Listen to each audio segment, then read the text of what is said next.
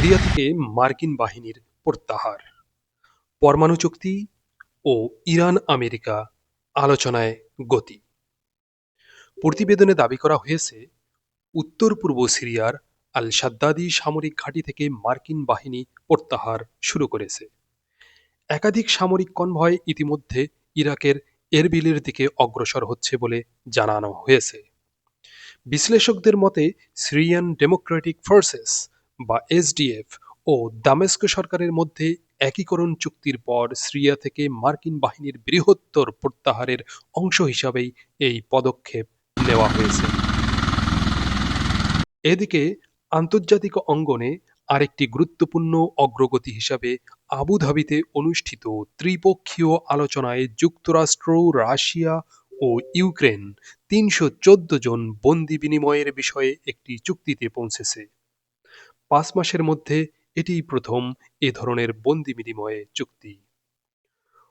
অন্যদিকে যুক্তরাষ্ট্র ও রাশিয়ার মধ্যে সর্বশেষ পারমাণবিক অস্ত্র নিয়ন্ত্রণ চুক্তি নিউ স্টার্ট এর মেয়াদ শেষ হওয়ায় নতুন বৈশ্বিক অস্ত্র প্রতিযোগিতার আশঙ্কা দেখা দিয়েছে। তবে বৃহস্পতিবার চুক্তির মেয়াদ শেষ হওয়ার পরও নিউ স্টার্টের সীমাবদ্ধতা অন্তত ৬ মাস বর্ধিতকরণের বিষয়ে একটি চুক্তিতে পৌঁছেছে দুই দেশ।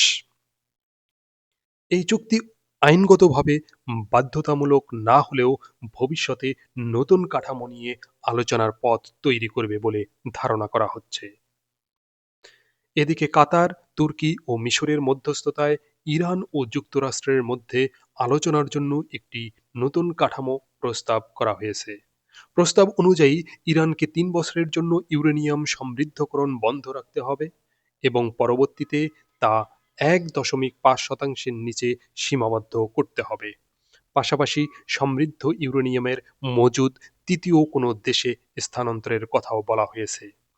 এই প্রস্তাবে ব্লাস্টিক ক্ষেপণাস্ত্র ব্যবহারের সীমাবদ্ধতা, আঞ্চলিক মিত্রদের কাছে অস্ত্র সরবরাহ বন্ধ এবং তেহরান ও ওয়াশিংটনের মধ্যে সম্ভাব্য আগ্রাসন বিরোধী চুক্তির বিষয়টিও অন্তর্ভুক্ত রয়েছে।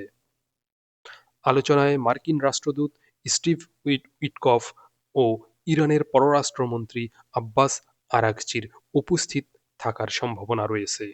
আলোচনা ওমানে অনুষ্ঠিত হতে পারে বলে জানা গেছে।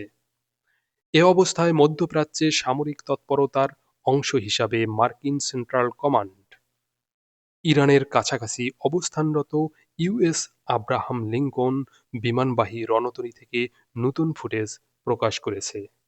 বিশ্লেষকদের মতে এসব ঘটনা প্রবাহ একসঙ্গে বিশ্ব রাজনীতি ও নিরাপত্তা পরিস্থিতিতে বড় ধরনের পরিবর্তনের ইঙ্গিত দিচ্ছে। ভালো থাকবেন, দেখা হবে আবার কোনো একটি নতুন ভিডিওতে। ধন্যবাদ সবাইকে। আসসালামু আলাইকুম ওয়া রাহমাতুল্লাহি ওয়া বারাকাতুহু।